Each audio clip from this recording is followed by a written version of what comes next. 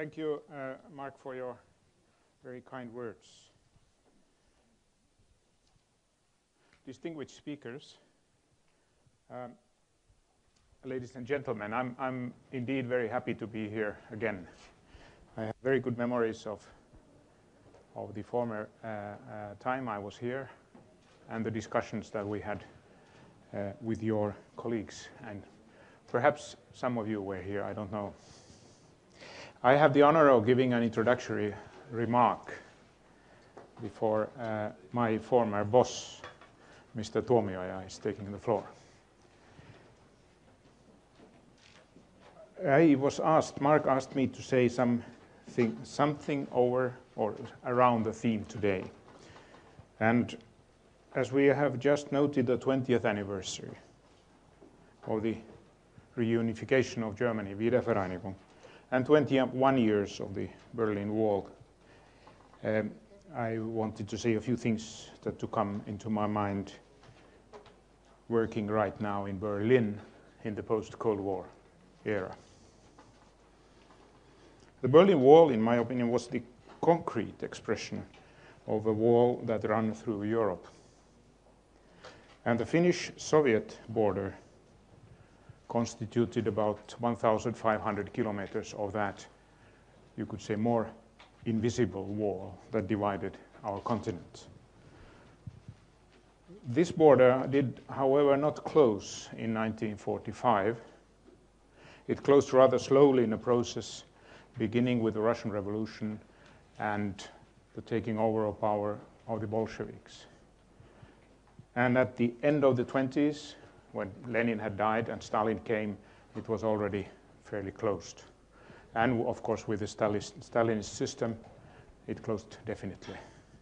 So you could say that in this part, the Iron Curtain came down between a small state that used to belong to the Russian Empire and a state that for several hundred years had an open border between itself and Russia, also during times when there were war or economic difficulties. People were used to move around. When I went to school, I had actually very little knowledge about our eastern neighbor, the Soviet Union. And to be honest, was not very interested either at that time. And living in Helsinki, my geographically closest neighbors and also the ethnic relatives of the Finns were the Estonians. Estonia didn't exist in my picture of the world. So the wall divided not only geographically two countries, it also divides the mind and limits our concept of our world. Now I have worked as a diplomat close to 40 years, and of these 13 years in the Soviet Union and in Russia. And I crossed the Iron Curtain, the wall between our two states, more often than I can say. My first assignment abroad was Moscow in 1976, 2 years after, for example, the publication of Solzhenitsyn's Gulag Archipelago, but also 1 year after the Helsinki Final Act. We lived in a permanently divided Europe, but some signs of the times to come could be seen already at that time. Crossing the border in the 70s was a cumbersome and often unpleasant experience, similar to what people experienced here in Berlin at Checkpoint Charlie. In Russia, we diplomats were locked up in Moscow, not allowed to travel freely around the country, and closely observed when we left the capital. But at the same time, the bilateral trade between Finland and Russia, or the Soviet Union, began to flourish, and the border opened up for more and more goods, industrial in our exports, energy and raw materials in our imports. The Soviet system feared people, but not goods. From the early 60s on, tourism developed slowly in one direction, from Finland to Leningrad. A ship line also trafficked between Helsinki and Tallinn. And the former Estonian president Lennart Meri told me once that this was the first crack in the Iron Curtain from the Estonian point of view. Finns could come to Estonia. The Estonians couldn't go to Finland very often, but the Finns could come as tourists to Tallinn. And very many contacts and friendships were made at that time. With the perestroika in the late 1980s, the Russians got the right to travel. We saw more of them in Finland, and meeting people and traveling was not anymore a one-way street.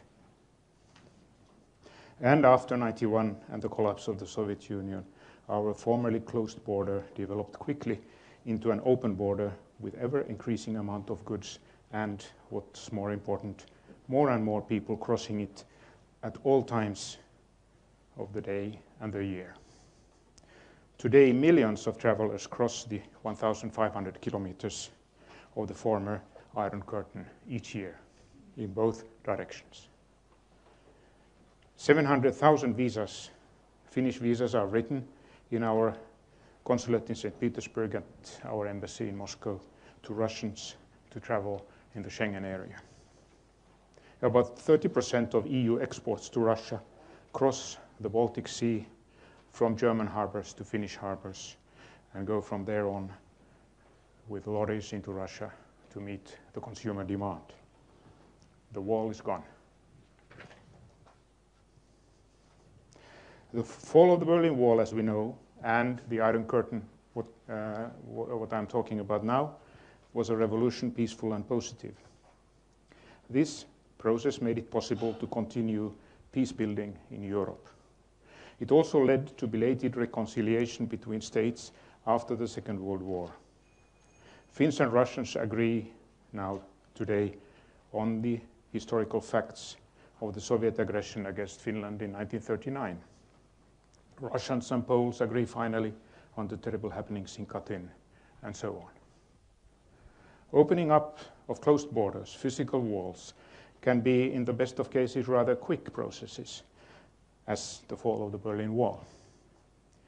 In the Finnish experience, the Iron Curtain that divided us from our eastern neighbor and the people there were slowly thinner and thinner, and vanished finally in the aftermath of 1989. But I mentioned in the beginning that the wall was not only physical, but also a mental phenomenon. We lacked during the Cold War understanding and insight because of non-existing contact between people to people. In Europe's case, the fall of the wall was necessary base on which peace building and reconciliation was made possible in the final stage. Globalization and interdependence bring this European experience into a new focus. We will have today, I'm sure, a very interesting afternoon with eminent experts talking and discussing today's theme. And I'm very honored that Mark had asked me to introduce to you the first speaker, Mr. Erkki Tuomioja. Mr. Tuomioja has an extensive CV in different important national and international capacities, and I will mention here only a few. Mr. Tuomioja is a member of the Parliament, chairman of the Grand Committee of EU Affairs in Finland since 2007. He was a Minister for Foreign Affairs for 7 years from 2000 to 2007, as I mentioned. He's my former boss. He's member of Parliament, Social Democratic Party from 70 to 79 and from 91 onwards. Vice Chairman of the SDP, the Social Democratic Party Parliament Group, 91-96, and Chairman 96-99.